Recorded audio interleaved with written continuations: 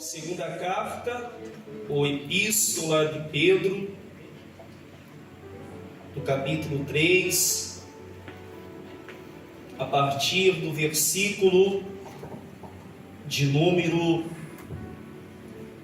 14, diz assim a palavra de Deus: por essa razão, pois, amados, esperando estas coisas, empenhai-vos por ser achado por ele em paz, sem mácula e irrepreensíveis, e tende por salvação a longanimidade de nosso Senhor, como igualmente o nosso amado irmão Paulo vos escreveu, segundo a sabedoria que lhe foi dada. Ao falar acerca destes assuntos, como de fato costuma fazer em todas as suas epístolas, nas quais há certas coisas difíceis de entender, que os ignorantes e instáveis deturpam, como também deturpam as demais escrituras, para a própria destruição deles. Vós, pois, amados, prevenidos, como estáis de antemão, acautelai-vos, não suceda que, arrastado pelo erro desses tipo de pessoas, descaias da vossa própria firmeza. Antes crescei na graça e no conhecimento de nosso Senhor e Salvador Jesus Cristo. A Ele seja a glória, tanto agora como no dia eterno. Antes crescei na graça e no conhecimento de nosso Senhor e Salvador Jesus Cristo. A Ele seja a glória, tanto agora como no dia eterno. Um instante de oração. Soberano Deus, maravilhoso e eterno Pai, que está a Tua palavra, Senhor, e a gente veio aqui para aprender mais uma vez, e eu tenho pleno entendimento e certeza dentro do meu coração que nós iremos aprender dela, nós iremos conseguir absorver nesta noite toda esta palavra, meu Pai. Usa-nos também, prepara-nos para realmente sair daqui com entendimento muito mais aclarado, para que o Teu nome seja glorificado. É o que nós te pedimos e te agradecemos. Amém, Senhor. Pode se assentar, meus irmãos, desocupar as mãos. Louvado seja Deus e exaltar a Jesus, porque Ele é bom, né, irmãos? Aleluia. Jesus é bom. Quem acha que Jesus é bom, diga glória a Deus. Porque é mesmo. Jesus é muito bom. O simples fato dele nos dar esta honra, nos dar a oportunidade de aqui estar, a gente já percebe que ele é muito bom, muito bom mesmo. E nós estamos aqui diante de um texto que eu posso dizer ser bastante conhecido, mas de bom grado, como eu sempre digo, eu fico realmente admirado com a palavra de Deus, porque ela trabalha muito bem mediante as situações que a gente vive, ou por aquilo que a gente está vivenciando.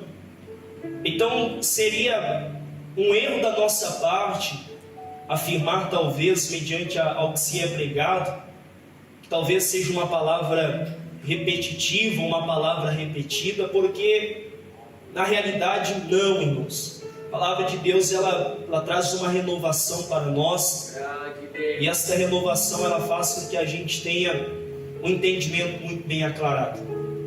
E observando este pequeno versículo 18 da segunda carta do apóstolo Pedro, no capítulo 3, eu consigo notar uma forma que a Bíblia Sagrada exemplifica este crescimento que Pedro ele está aqui de alguma maneira tentando trazer ao entendimento dos irmãos da época, ou incentivá-los, exortá-los naquele tempo, em dois personagens dentro da palavra de Deus. Dois personagens que a Bíblia Sagrada dá a eles como exemplo do crescimento na graça e também o crescimento no conhecimento. E se a gente for para o texto da palavra de Deus, é mais do que nítido que vamos perceber esses dois personagens que a Bíblia Sagrada ela traz como destaque ou traz como exemplo do crescimento que está sendo falado por Pedro, um no Antigo Testamento e outro no Novo Testamento. Se a gente for observar a palavra de Deus lá no Antigo Testamento, no primeiro livro de Samuel, no seu capítulo 2, versículo de número 26, nós perceberemos que o próprio texto vai afirmar que Samuel ele estava vivendo a sua fase de juventude, e na sua fase de juventude o texto é claro em afirmar que ele crescia e fazia-se agradável, assim para com o Senhor, como também para com os homens. Então Samuel é um exemplo claro do crescimento que aqui Pedro está lançando luz para os irmãos daquela época. Mas um outro exemplo deste crescimento, ou outro exemplo que a Bíblia Sagrada ela nos dá do crescimento que se deve obter na graça e no conhecimento, nós encontramos no Novo Testamento. E este crescimento em si é de alguém que sempre enfatizou, deu destaque à ideia que o homem e a mulher precisa ter acessibilidade sim à graça de Deus, mas precisa também ter muita acessibilidade ao conhecimento, porque Lucas ele vai descrever no capítulo 2, versículo 52, que o próprio Jesus, conforme ele crescia, ele ia crescendo em sabedoria, ele ia crescendo em estatura, e crescia também em graça com Deus e também com os homens. Ou seja, irmãos, se o próprio Jesus, sendo alguém que estava numa fase de crescimento, ele já tinha uma grande preocupação de crescer o quê? De crescer em graça para com Deus e em graça para com os homens. Isso demonstra para todos nós que cada um de nós também precisamos e precisamos muito crescer na graça e crescer no conhecimento. Quem tem crescido na graça, diga glória a Deus. Mas quem tem crescido no conhecimento? Aleluia, Jesus. Quem tem crescido no conhecimento? Até a parte que a gente começa a talvez da introdução da mensagem, dar um entendimento assim, nossa, é muito legal, né? Parece que é muito bom como Samuel cresceu em graça diante dos homens e de Deus.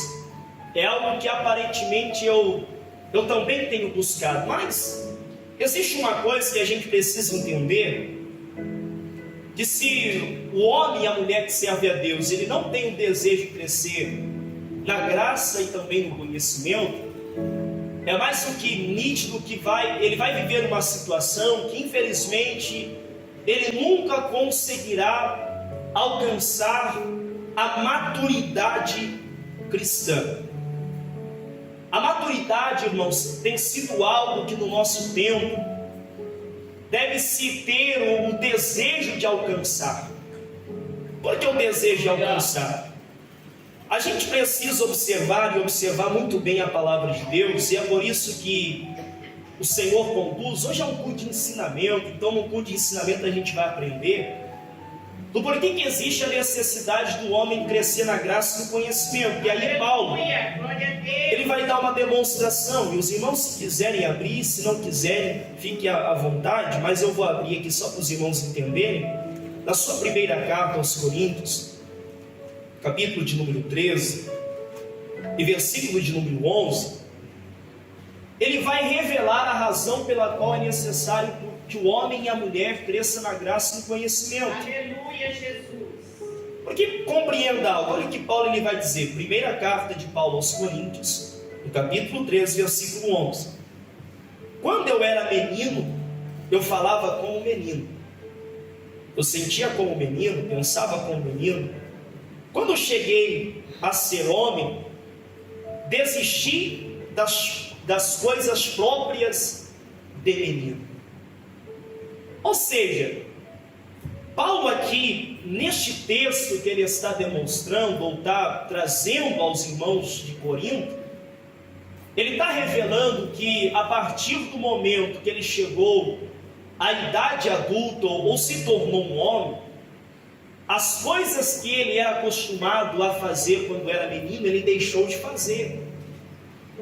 E quando uma pessoa ela alcança uma determinada idade e deixa de fazer determinadas coisas, não é no sentido de que ela deixou por uma razão qualquer ou por um motivo qualquer, mas é porque alcançou a tão desejada maturidade.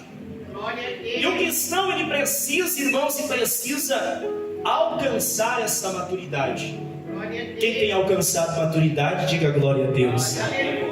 Mas eu pergunto, tem alcançado mesmo? Porque é fácil o pastor chegar e falar, levanta a mão quem tem alcançado maturidade, mas você tem levantado a sua mão porque tem realmente alcançado maturidade?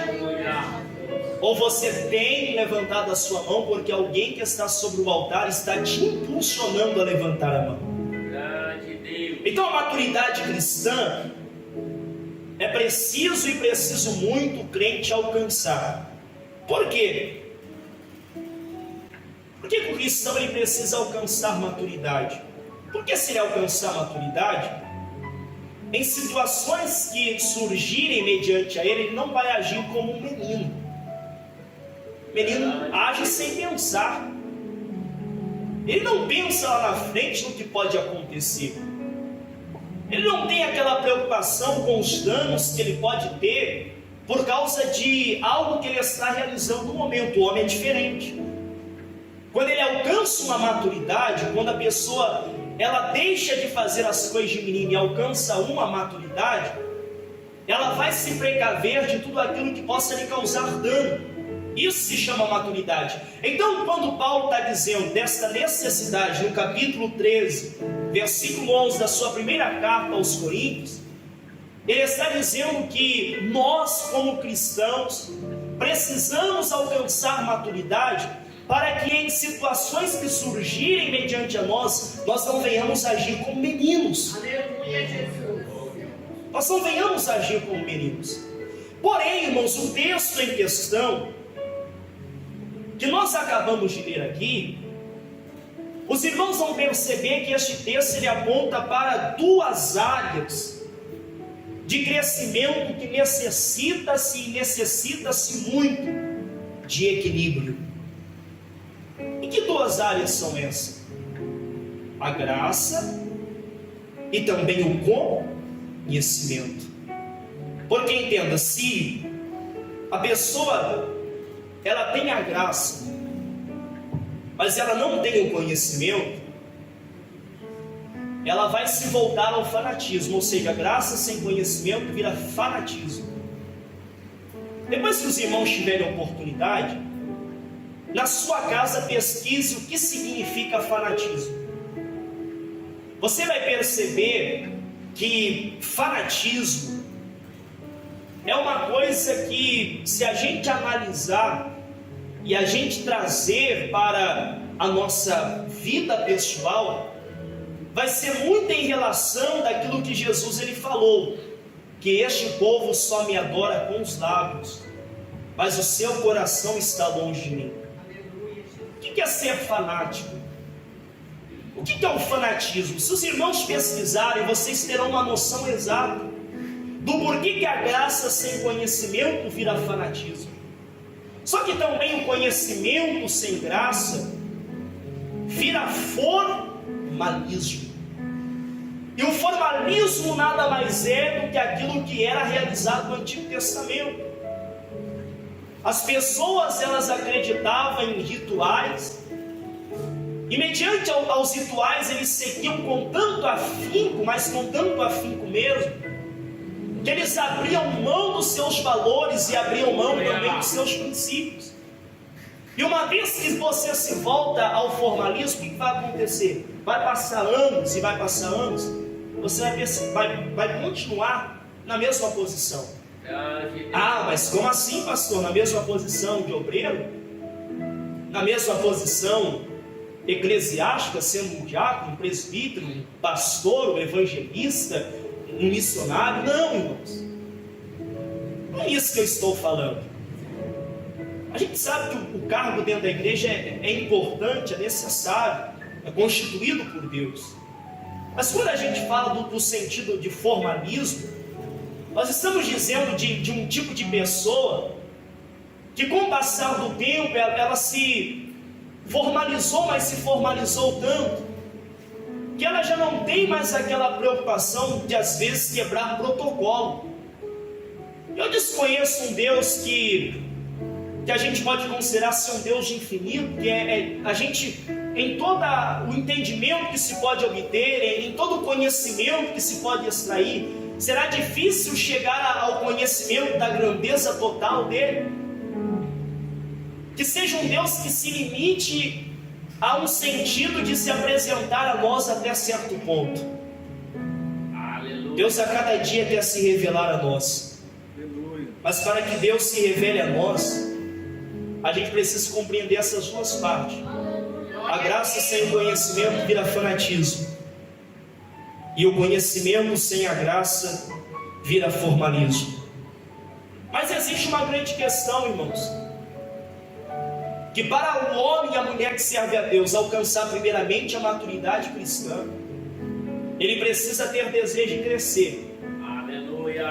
Mas o texto em questão, que aponta para duas áreas de crescimento, que precisa ter equilíbrio, que é a graça e o conhecimento. Glória a Jesus.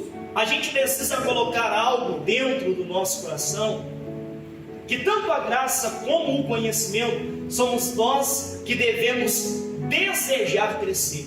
Aleluia, glória a Deus. Eu provo para os irmãos dentro da Bíblia porque Pedro também escreveu algo, preste muita atenção.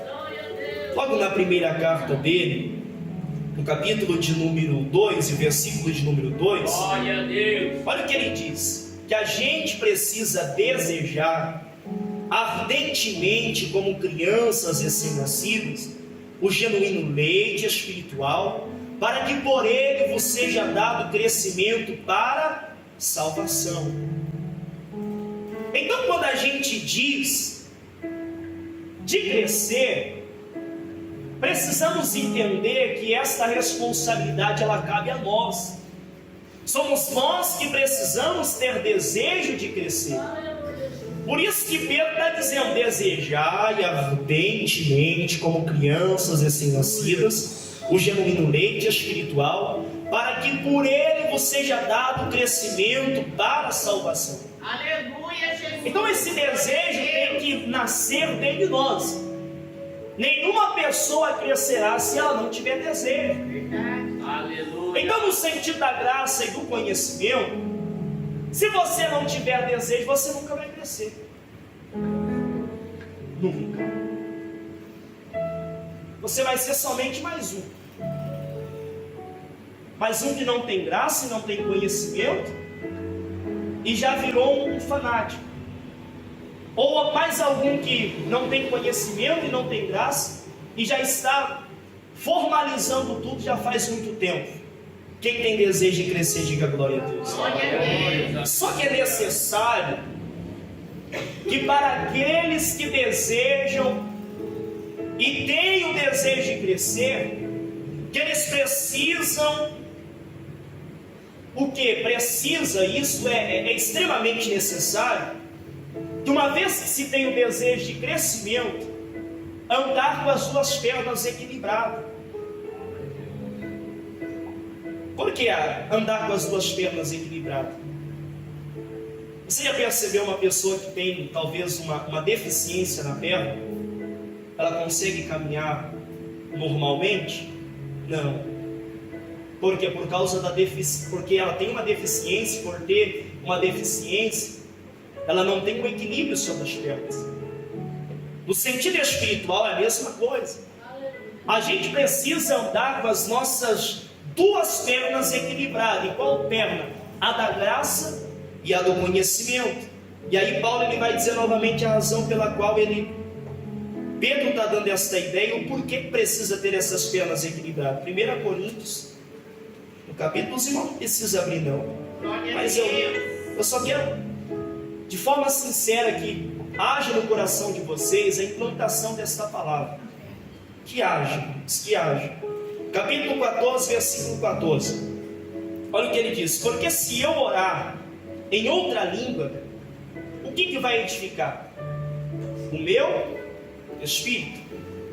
Primeira carta de Paulo aos Coríntios, capítulo 14, versículo 14. Porque se eu orar em outra língua, o meu espírito ora de fato. Só que ele abre uma vírgula e ele diz assim, ó: mas o que vai acontecer? A minha mente fica infrutífera. Porque quando a gente está falando em orar em línguas, nós estamos falando no sentido do crescimento na graça. Só que ele continua dizendo no versículo 15, e ele pergunta assim: que farei, pois? Aí ele responde: orarei com o espírito, mas também orarei com a mente. Cantarei com o espírito, mas também cantarei com a mente. Então ele está dizendo assim: eu vou utilizar-me da graça quando eu fazer o quê? Quando eu orar em espírito. Mas também utilizarei-me do conhecimento quando eu orar com a minha mente. Só que ele continua no versículo 20. Ele diz: irmãos, não sejais meninos no juízo, na malícia. Sim, sede crianças quanto ao juízo, sede homens amadurecidos. Ou seja, preste atenção, irmãos, não sejais meninos no juízo, na malícia sim, sede crianças. Quanto ao juízo, sede homens amadurecidos. Ou seja, equilíbrio. Só que a grande questão aqui, irmãos, é que Deus ele quer chamar a minha e a sua atenção. Por quê? Porque tem muitas pessoas que não entendem do que depende o seu crescimento. E aí elas acham que elas vão obter este conhecimento na forma com que elas bem quiserem conduzir a sua vida. Quando na realidade, se a gente for observar a palavra de Deus, mediante a esta pergunta do que depende o nosso crescimento, a palavra de Deus ela vai mostrar para nós, ela vai revelar para nós em muito sentido do que depende realmente o nosso crescimento. E a primeira coisa que a gente precisa entender, que o nosso crescimento ele depende de estarmos ligados a Cristo. Não pense você, não pense eu, para você crescer na graça e no conhecimento, você vai crescer com a sua própria intelectualidade. Porque primeiro que a palavra de Deus ela vai revelar algo. Olha o que Jesus ele disse no capítulo 15, versículo 4 e 5 do Evangelho que segundo escreveu João: estai em mim e eu em vós. Como a vara de si mesmo não pode dar fruto se não estiver na videira, assim também vós, se não estiverdes em mim. Ou seja, eu sou a videira, vós as varas. Quem está em mim e eu nele, esse dá muito fruto, porque sem mim nada podeis fazer. Aleluia, glória a Deus. Então, do que depende o nosso crescimento? A primeira coisa, você precisa ter no seu entendimento. Para você crescer, é necessário você estar ligado em Cristo. Quem está ligado em Cristo, diga glória a Deus. Glória a Deus. Mas eu pergunto novamente, de verdade? Aleluia, Jesus. É porque a gente tem que perguntar. Aleluia. A gente tem que perguntar. Segundo ponto a se observar: do que depende o nosso crescimento? De estarmos plantados como árvores junto ao ribeiro. Por que estamos plantados como árvores junto ao ribeiro? Se os irmãos observarem Salmos de número 1, o verso de número 3, o salmista ele vai dizer algo. Ó, pois será como a árvore plantada junto a ribeiros de água, a qual dá o seu fruto no seu tempo, as suas folhas não cairão, e tudo quanto fizer prosperará. Aleluia, Jesus. Glória a Deus.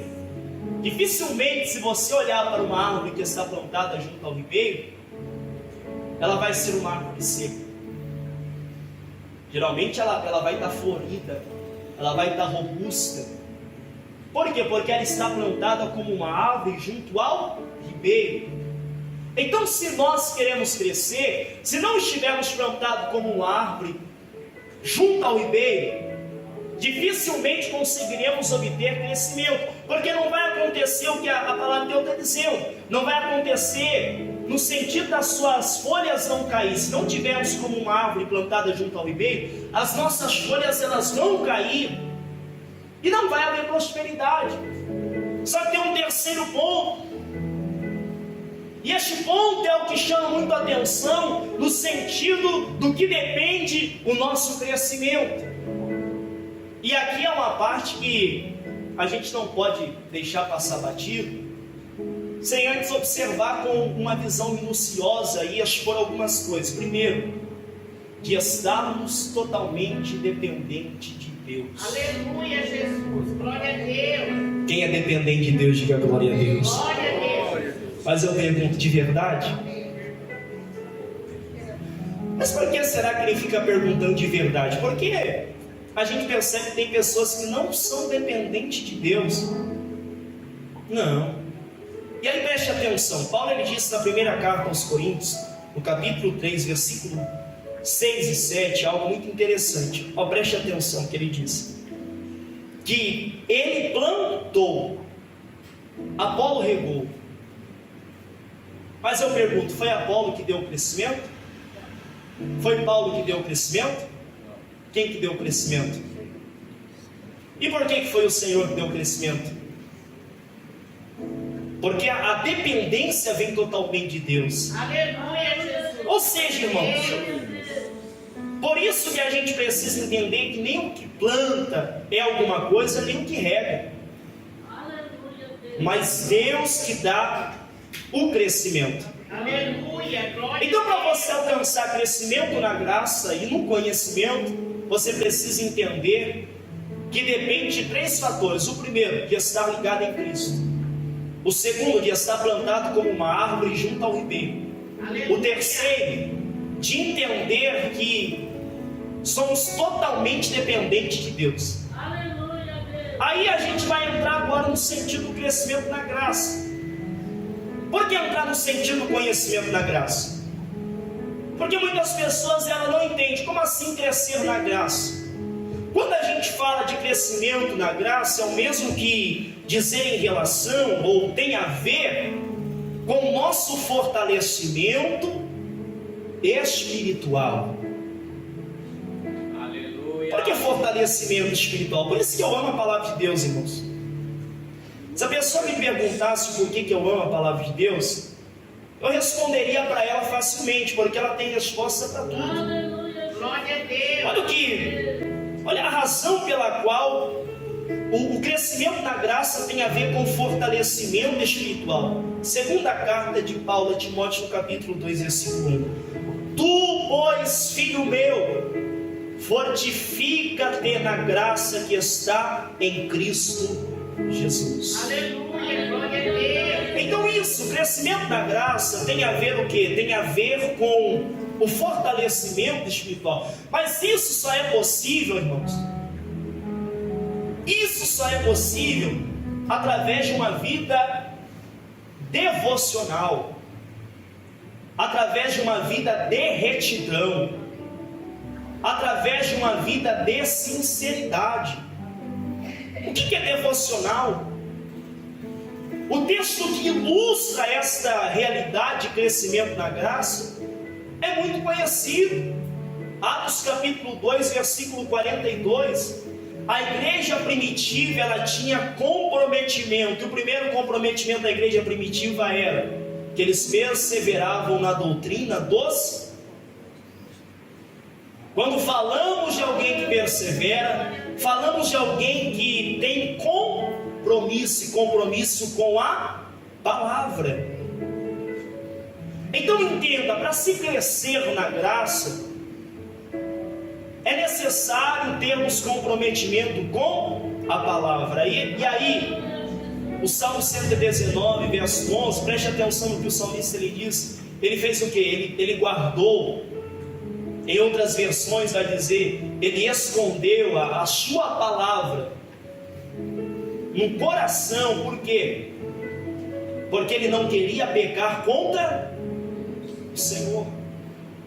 Então, uma vez que a pessoa ela tem o desejo de crescer na graça, e por ter esse desejo de crescer na graça, ela entende que é preciso ter comprometimento com a palavra, então começa a florescer sobre ela este crescimento. Só que tem um segundo ponto.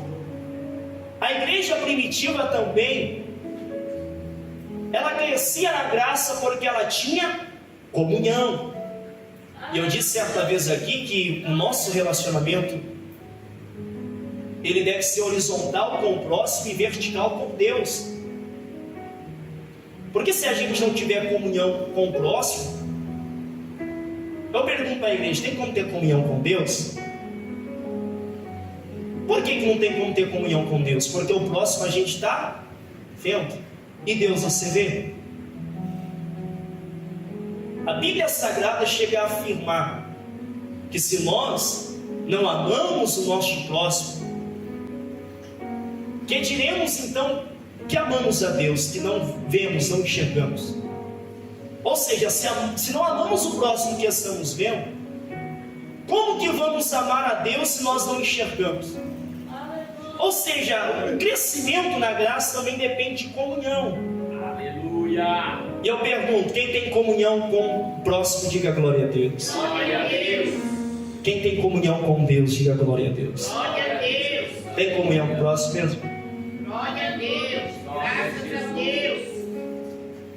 Então se tem, está crescendo na graça. Amém. Seguindo, além deles perseverar na doutrina dos apóstolos, além deles perseverar na comunhão, o texto de Atos, no versículo 42, capítulo 2, revela para nós que eles também tinham comprometimento, ou eram unânimes e eu quero saber se alguém sabe responder isso. Além deles perseverarem, já respondeu aqui, o que é, irmão Lorival? Oração. Então crescer na graça, se você não tiver uma vida de oração, você vai crescer na graça. Alguém tem resposta para mim de crescer na graça sem orar? Você já viu alguém crescer na graça sem antes trilhar o caminho da oração? É quase que impossível, irmãos. É quase que impossível. Então a gente precisa entender que para crescer na graça nós necessitamos fazer o quê? Necessitamos observar alguns aspectos, e esses aspectos principalmente é ter uma vida devocional. Aleluia. Porque tem pessoas que não têm compromisso com a palavra de Deus, não tem comunhão horizontal com o próximo e nem vertical com Deus, não quer ter uma vida de oração e quer crescer na graça. E aí o problema maior é que com o passar do tempo, como eu disse, conhecimento sem graça vira o que? Formalismo.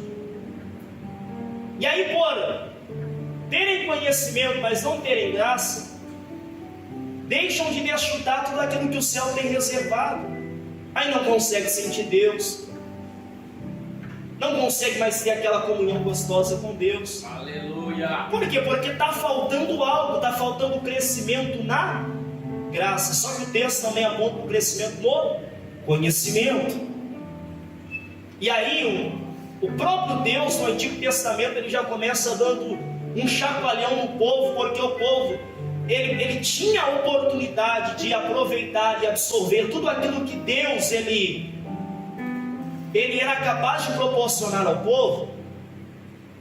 Só que Oséias ele foi usado para dizer no capítulo 4, versículo 6 do seu livro, que o povo do Senhor estava perecendo porque lhe faltava uma coisa. E o que faltava? Conhecimento. Então hoje nós estamos vivendo o mesmo cenário. O cenário de que, por falta de haver o crescimento no conhecimento, o povo está sendo destruído. Mas entenda que conhecimento que a gente deve obter. Que conhecimento? À luz da palavra, você já parou para analisar qual é o conhecimento que você precisa obter? O primeiro conhecimento que você precisa entender algo. É o conhecimento do Senhor. Por que o conhecimento do Senhor? Aleluia. Porque o próprio Oséias, no capítulo 6, versículo 3, ele vai dizer algo: conheçamos e prossigamos a conhecer o Mateus. Conheçamos e prossigamos a conhecer o nosso irmão Ezequiel. Conheçamos e prossigamos a conhecer a nossa irmã Santina. Conheçamos e prossigamos a conhecer o diácono Rival. Conheçamos e prossigamos a conhecer talvez aquele líder ilustre que a gente talvez olhe e até mesmo se não tomar cuidado acaba que recorrendo a ele em nossas orações. Ah, porque não, irmãos, o texto aponta claramente que a gente precisa conhecer e prosseguir a conhecer o Senhor. Glória a Deus. Então, que conhecimento que a gente deve obter? Conhecimento do Senhor. Porque quanto mais você conhece o Senhor, mais você tem desejo de se aproximar dele. Aleluia. Glória a Deus. É interessante que quando você vira pai, né, você fica sempre curioso com o próximo passo que seu filho vai dar. Porque você conheceu algo que ele aprendeu. Aí você já fica naquela expectativa, ou seja, todo dia você vai lá e começa a observar. Vamos ver se ele aprendeu algo novo. Porque há aquela curiosidade, você quer acompanhar o crescimento, ou talvez acompanhar aquilo que ele está vivendo. Ou seja, irmãos, a gente precisa compreender isso. Sobre o sentido do conhecimento do Senhor. Conheçamos e prossigamos a conhecer o Senhor. Só que existe mais uma questão de conhecimento que devemos obter. Um conhecimento que é muito importante na vida de todo crente. O conhecimento da salvação. Por que o conhecimento da salvação?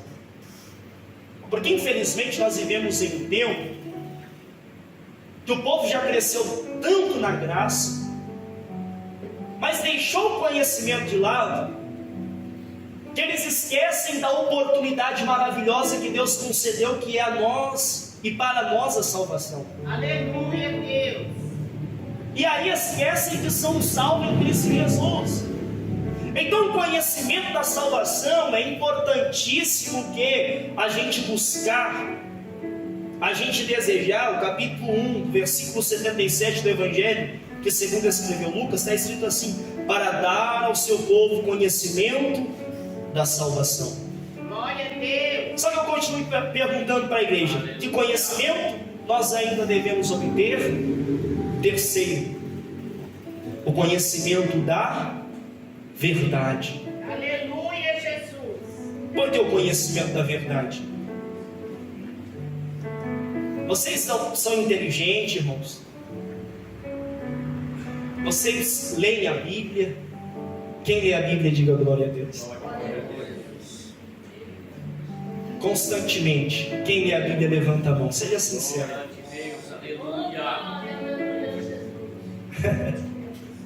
Vou perguntar de novo. Quem lê a Bíblia, aí levanta a mão. Constantemente. Então vamos lá. Vocês não são nesses no entendimento? O que diz lá no versículo 32 do capítulo 8 do Evangelho segundo escreveu João? Será que ninguém vai saber? Ó, vou repetir, eu troquei aqui, ó, para tentar confundir a mente de vocês mesmo. Eu disse aqui, ó, versículo 42, ou melhor, João 8, 32, versículo 32 do capítulo 8 do Evangelho segundo escreveu João. Está escrito lá.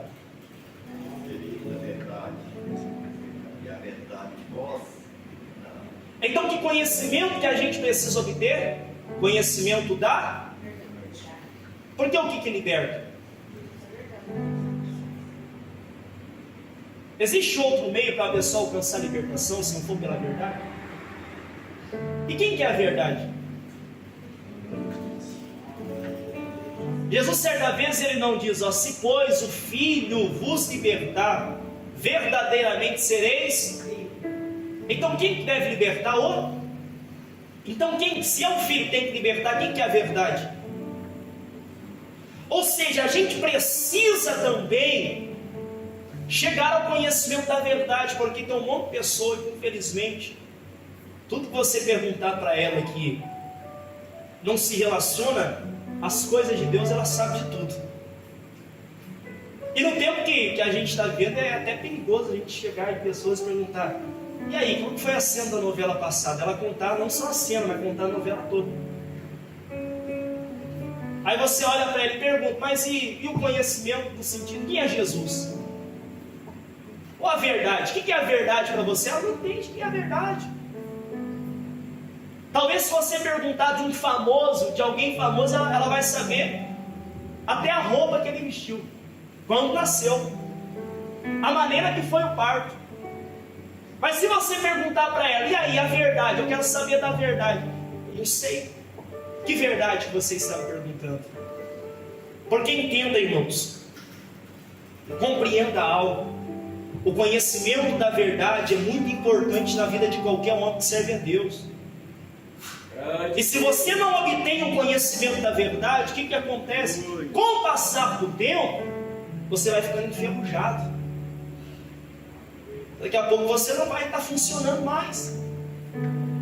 Não vai. Por quê? Porque entenda, a verdade ela é uma revelação.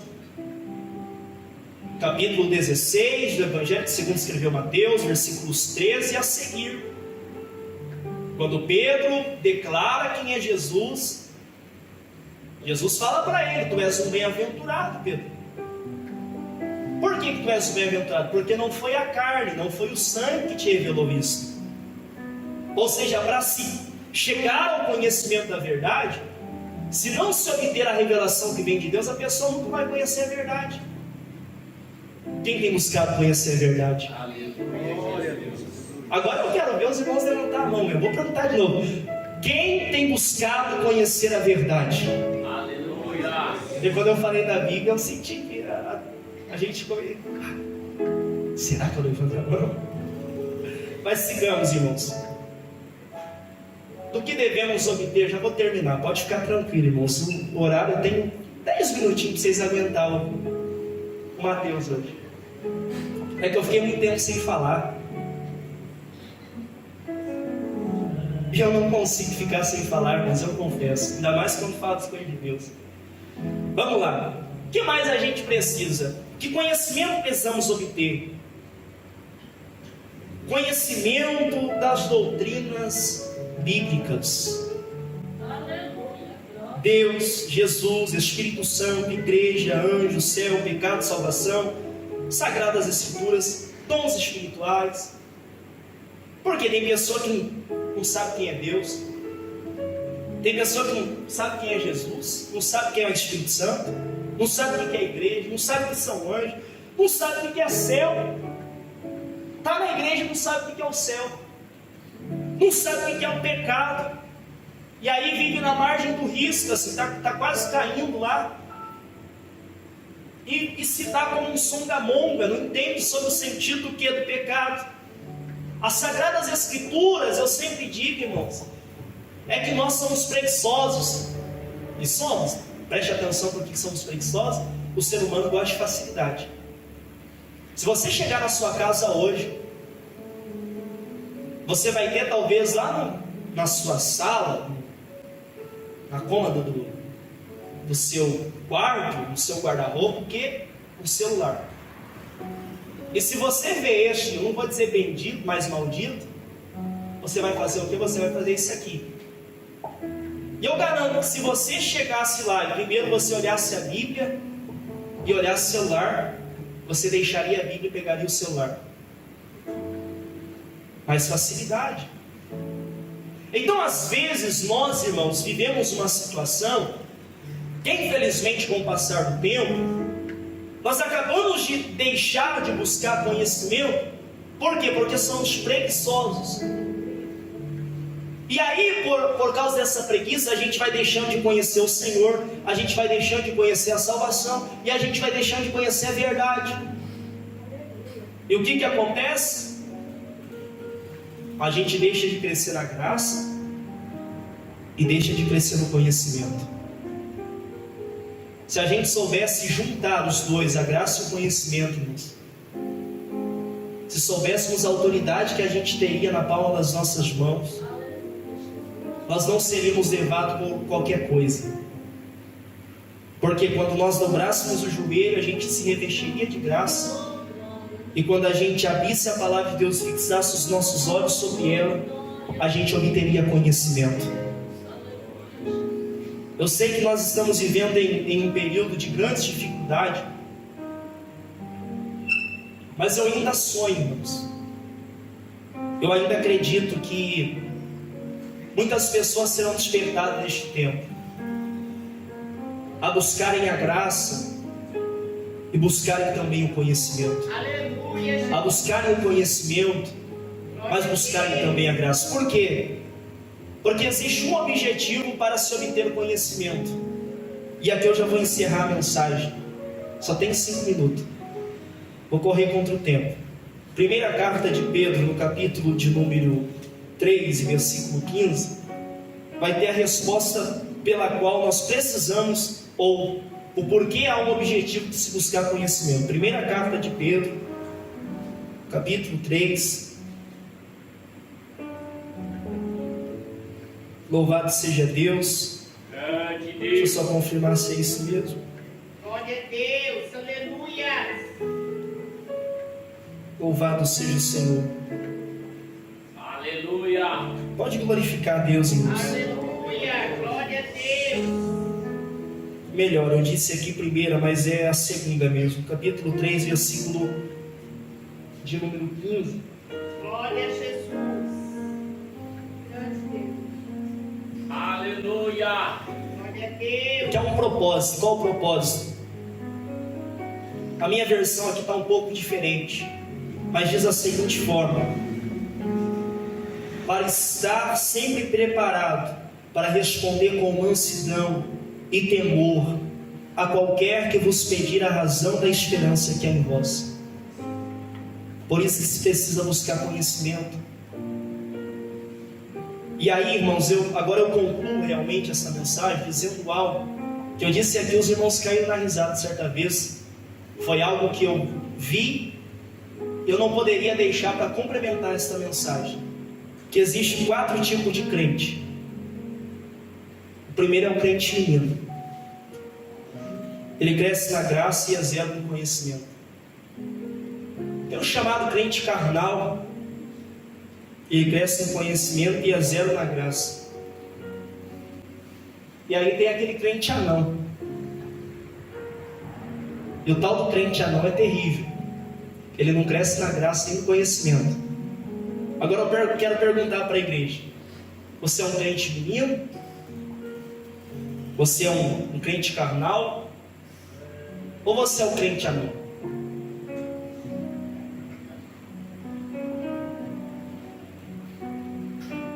Eu concluo dizendo que também existe o quarto. Aleluia. Este é o crente espiritual.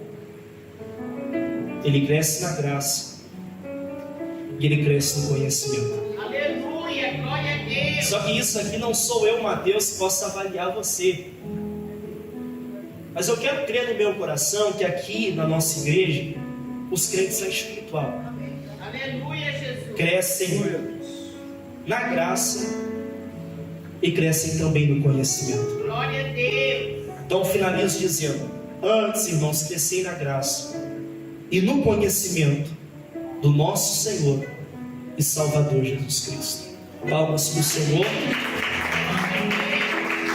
Vamos se colocar de pé, irmãos. Vamos orar. Oremos. Senhor nosso Deus, eu te louvo. Obrigado, Jesus, por esta noite, por este culto. por esta palavra que o Senhor nos deu, de ensinamento, quanto à necessidade de crescermos na graça, também no conhecimento. Abençoe a cada irmão que esteve presente, que vieram aqui, Senhor, estiveram aqui. Que o Senhor abençoe grandemente, dando a eles uma semana que continuará próspera, abençoada e cheia da tua graça, cheia do teu poder. Abençoe os teus filhos, ó Pai. Que nesta oração final as bênçãos do céu sejam confirmadas e que o teu nome seja grandemente glorificado. Eu acredito, Senhor, que muitas obras o Senhor realizará e nós teremos ainda mais razões para testificarmos da sua grandeza, Pai. Abençoe esta igreja grandemente para a glória, a honra e o louvor do teu santo nome. Em o nome de Jesus Cristo, ó Pai. Amém, Senhor.